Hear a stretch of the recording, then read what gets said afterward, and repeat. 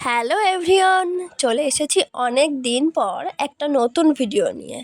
তো শীতকালের সকালে কাঁপতে কাঁপতে চলে এসেছি বিধাননগর স্টেশনে। এদিকে ট্রেন চলে এসেছে। ট্রেনটা কিন্তু আমাদের ছিল না।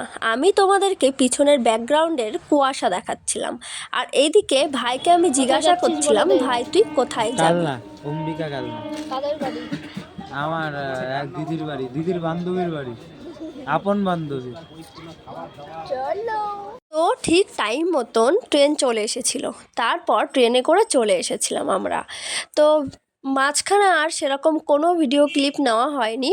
ট্রেনে আমরা তিনজনে মজা করতে করতে চলে এসেছি। এসে দেখছি ছাদে খুব সুন্দর করে সাজানো হয়েছে, যেখানে স্বাদের অনুষ্ঠান হবে। তারপর মাটিরও থালা বাসন সুন্দর করে সাজানো হয়েছিল, সেটাই আর কি তোমাদেরকে দেখাচ্ছিলাম। আর এইদিকে মা কাকিমারা সবাই মিলে পিঠে করা শুরু করে দিয়েছে। মা নাতির জন্য পিঠে বানাচ্ছে, তাকাবো তো।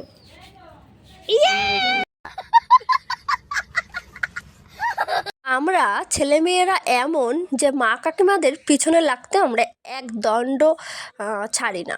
তো এই যে শীতের সকালে যেহেতু আমরা চলে গিয়েছিলাম, তাই গিয়ে খাওয়া দাওয়া করে নিয়েছি। আর খাওয়া দাওয়া যেহেতু করা হয়ে গেছে, সেই কারণে আমরা রোদে একটু রোদ পোয়াচ্ছিলাম। তারপর ঠিক টাইম মতন আবার ছাদে চলে এসেছি। এসে দেখছি যে এইখানটায় সব কিছু একে একে নিয়ে আসা হচ্ছে। আর এদিকে দুই ভাই কি করছে দেখো, এরা আবার চকোলেটের জন্য মারপিট না বাঁধায়।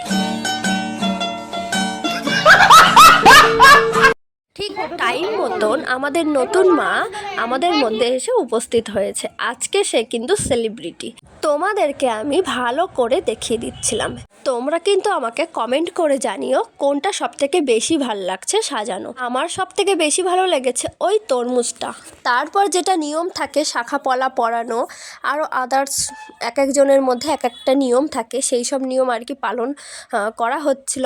আর আমি একটু ভিডিও ক্লিপ নিয়ে নিচ্ছিলাম। তো দেখো পিঙ্কিকে কতটা সুন্দর লাগছে। আর এইদিকে তো সবাই চলে এসেছিল, গিফট দেওয়া শুরু করে দিয়েছিল। আর আমি গিফটগুলো একটু সাইড করে রাখছিলাম। আর এদিকে ফটো তোলা চলছিল। আর এইদিকে বাচ্চাদের সবার নজর হচ্ছে চকলেটসের দিকে, সেটাও আমি একটু ভিডিও করতে ছাড়িনি কিন্তু। আর এই যে পিঙ্কির শাশুড়ি মা, তো সে আর কি খাইয়ে দিচ্ছিল যা যা আর কি নিয়ম সেটাই।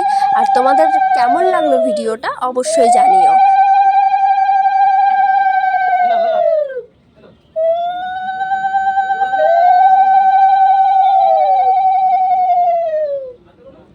একটু দাও, মানে বড় হার করতে হবে, ছোট্ট হার করবে না, অল্প দাও। হয়ে গেছে? তো তারপর যত রকমের নিয়ম ছিল সব কিছু কিন্তু হয়ে গেছে। আর তারপর এই যে একটু ফটো ভিডিও ক্লিপ নেওয়া হচ্ছিল।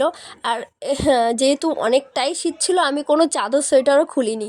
তারপর আমরা খাওয়া দাওয়া করে চলে এসেছিলাম বাড়িতে। আমাদের কিন্তু আসতেই দিচ্ছিল না, দরজা বন্ধ করে রেখেছিল।